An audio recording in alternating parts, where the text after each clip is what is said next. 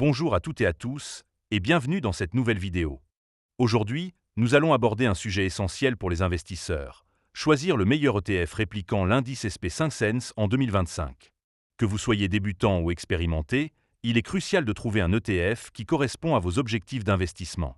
Mais avant de commencer, petit disclaimer important. Les informations partagées dans cette vidéo sont fournies à titre purement informatif et ne constituent en aucun cas un conseil financier.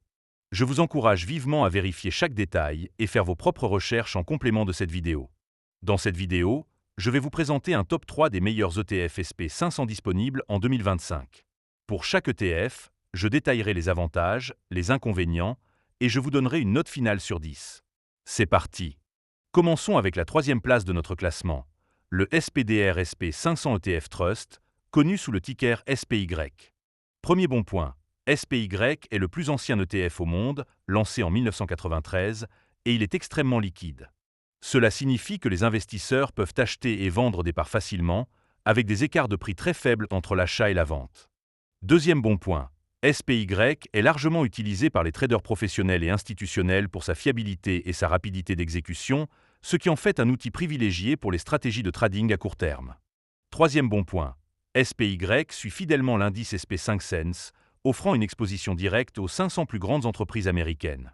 Cependant, il y a quelques inconvénients à noter. Premier point négatif. Les frais de gestion de SPY sont de 0,09%, ce qui est plus élevé que certains de ses concurrents directs, réduisant légèrement la rentabilité à long terme pour les investisseurs passifs. Deuxième point négatif. SPY distribue les dividendes trimestriellement, ce qui peut ne pas convenir aux investisseurs recherchant une capitalisation automatique des revenus. En résumé, SPY est une excellente option pour les traders actifs et les investisseurs institutionnels, mais ses frais légèrement plus élevés et sa distribution de dividendes peuvent ne pas convenir à tous les profils. Je lui attribue une note de 8 sur 10. Passons maintenant à la deuxième place de notre classement, l'iShares Score SP500 ETF, connu sous le ticker IVV. Premier bon point. IVV offre des frais de gestion très compétitifs, à seulement 0,03%, ce qui permet aux investisseurs de maximiser leur rendement net sur le long terme.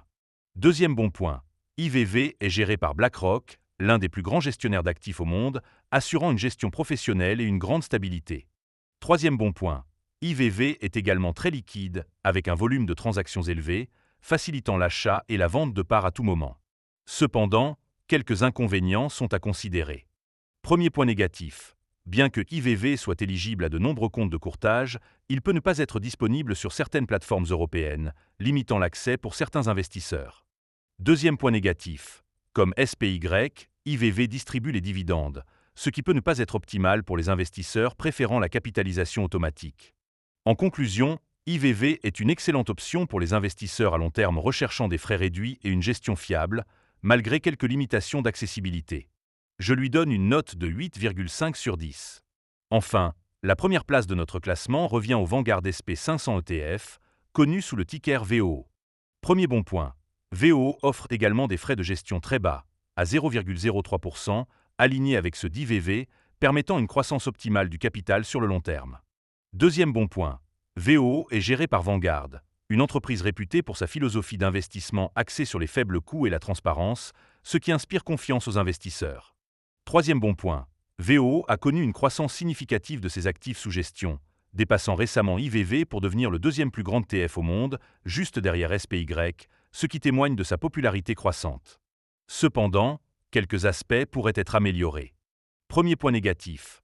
Comme les autres ETF mentionnés, VOO distribue les dividendes, ce qui peut ne pas convenir à tous les investisseurs. Deuxième point négatif. Bien que VOO soit largement disponible, certains investisseurs internationaux peuvent rencontrer des restrictions d'accès selon leur pays de résidence. En résumé, VOO se positionne comme le meilleur ETF SP500 en 2025, offrant des frais réduits, une gestion de qualité et une popularité croissante, malgré quelques limitations mineures. Je lui attribue une note de 9 sur 10. Voilà, c'était notre top 3 des meilleurs ETF SP500 en 2025. J'espère que cette vidéo vous aidera à faire un choix éclairé pour gérer vos investissements. N'oubliez pas de comparer les offres et de lire attentivement les conditions générales avant de souscrire. À très bientôt pour une nouvelle vidéo.